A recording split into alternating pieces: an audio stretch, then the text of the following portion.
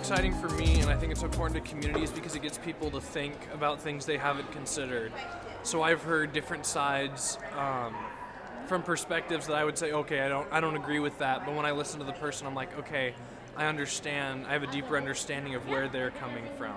I think it allows people to enter a new world and kind of think outside of their normal box that they have inside their head, and just kind of consider how others view things, and to see that, wow, there's other things that I haven't considered yet. I really enjoyed Catherine's presentation about her artist in residency work. So I know her personally, so that was, part of the reason, and it was a really emotional talk, and it kind of gave me goosebumps. So just to see that her own journey had such a wonderful impact on what her art meant. So that stood out to me, and then I also really enjoyed, I don't remember her name, but the young woman that was talking about going to court with a bunch of other youths, and I just thought that was wonderful. I also know behind the scenes that she only had 3 weeks to prepare that, so I was just really impressed by her stage presence and her excitement. And cool that she's, giving a talk and being active right now. So she's talking about something that is actively in process right now. I constantly am thinking introspectively, and I'm always changing what I think I should be doing and what my new life mantra is, and it's really hard for me to stay patient with what I've got. So I would say nothing that I think is going to be actioned on, but yet there were at least 3 different ideas I had that I'm like, that would be really cool. I think the coolest one I saw so far was the gentleman that was actually a video. We've only had 2 so far, so it was the guy named Finley from South Central LA talking about creating community gardens in South Central, and it was frankly really inspiring. The woman who was talking about, the one that I talked about, that was inspiring to me, that really touches me on the heart level, because I want to become a teacher and work with young people, and so just that reminder of how powerful our youth are, and the encouragement of that is so important as adults. Like, the more that we can treat youth as an adults and know that they can do whatever we do. I think it's important for folks to get information, to be educated. I tell people this is my 4th time coming to TED Talks, or the TEDx Salem, and I never look ahead at who the speakers are going to be, because it's more about the fact that no matter what, I know that when I get here, it's going to be an incredible experience. Just being around this many people who are open-minded and engaged and want to be educated and further, what they know is an incredible experience in itself. So it's important to spread that information and for people to get connected, right? We stand in line at lunch, or we sit at the tables and we talk about how we're engaged and what is our revolution, our personal revolution, and make connections, and that's great. Not yet, but I'm a thinker, I'm a planner, so I can't say that I'm going to walk out and know I'm going to grow my own garden or go plant something in my front yard, but those ideas are why I'm here, to start thinking about new ways of living and approaching life, and spreading that message too. Yeah, absolutely. Like the young lady put out, what to do. Show up. And there's 2 more. What were the other 2? But I just know that she said show up. And there was 2 more. I wrote them down. And so that's a real easy way to start. And it's really easy just to put it off, and the years go by as something that you really feel, like born to do.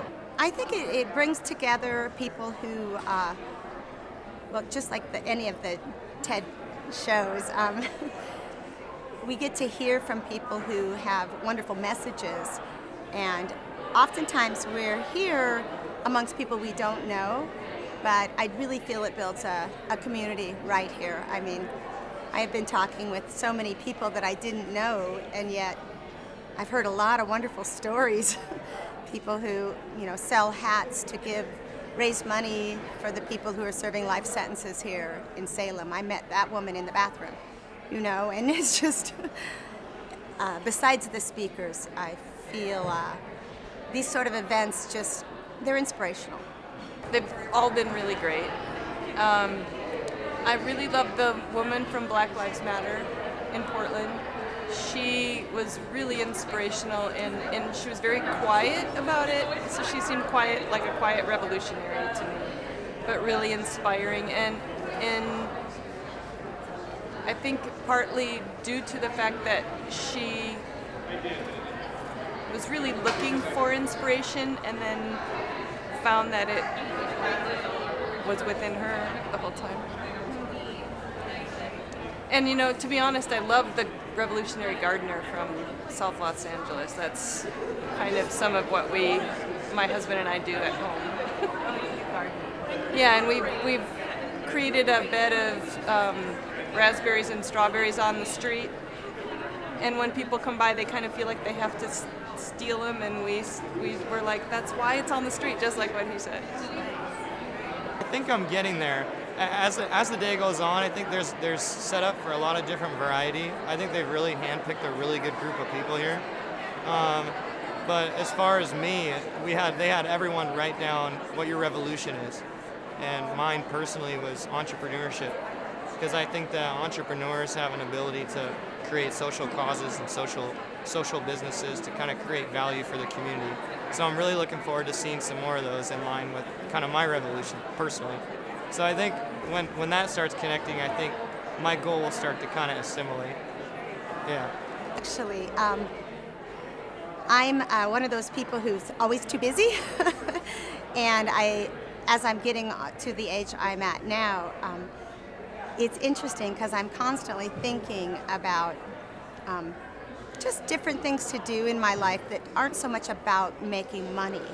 And so that idea of volunteerism, and that we're already all qualified. We don't necessarily require training to affect social change and to promote social justice. Right now, Salem Kaiser School District is working towards linguistic equality, and I'm hoping we'll start a heavier emphasis on social justice with elementary school kids, so that is just part of who they are. That's been going on for quite a few years, and seeing those millennials up there and those youngsters made me feel like maybe we've done a pretty good job educating our youngsters. So, fingers crossed. I felt inspired to really acknowledge my gifts and talents. I've kind of been on that trajectory a little bit anyway, so it's kind of helped to reinforce that. I've re-entered the education field, and so that takes a lot out of you for your first year or so, but so I have a lot of things incubating, and it just helped to inspire me to identify and help manifest more things for myself after. Well, I think I went back to my revolution, which is entrepreneurship, and I think a TED Talk in the future that I might want to see is how a social business can add value to the community. You know, people think of entrepreneurship as for-profit businesses. It doesn't necessarily have to be like that. Communities have needs, and I think if I would like to see one in the future, it would be how someone might communicate what they've done through their social initiative, we'll call it, to kind of add value. Yeah. I think collectively they have just the existence of TEDx Salem. You know, I know one of the organizers, like, I know that guy, and he did this, you know, or I know her, they did this. So for me, I'm trying to get I've wanted to have a makerspace for a long time, and just in the last week, I got together with some people, and we've made a survey, and now we're gonna, actually have a meeting in February to actually make a makerspace, and that was to a great degree inspired by this kind of event. And makerspacesalem.org/survey, by the way. The gardening one, the first one, because my husband is into urban gardening himself, and it was really encouraging to hear all the positive reasons to do what that man is doing there in central South Los Angeles. Yeah, great. And then the other young lady who talked about going against the government and the medical I don't know, trying to push for, what was she pushing for? Oh yeah, the environment, I guess. But the thing that caught me was that she was a millennial, and she had such a spirit of, saving the earth. And then the other thing that caught me was at the very end of her talk, she said, be a solutionary rather than a revolutionary, which is, she said, be a solutionary. And I think that's really something to hang on to. And also the revolution theme. And on my tag it says, my revolution is healthcare. And my revolution would be more centered on how we treat our elderly and how we abandon our parents and let them just fall into the pit of how the establishment feels is the best that they can be treated. And I wish I had another lifetime to fight for that cause. And it kind of has inspired me to at least try harder now. I think the one on being present is always just a really good constant reminder, and it's something that I've been working on. And so the whole bell idea was really great. So the gentleman had hit his bowl, and it kind of chimed, and it tells him to stop and breathe and come back into the moment, because we're always thinking ahead about what we're worried about or thinking back about what had happened in the past, and there's nothing that can be done in those moments.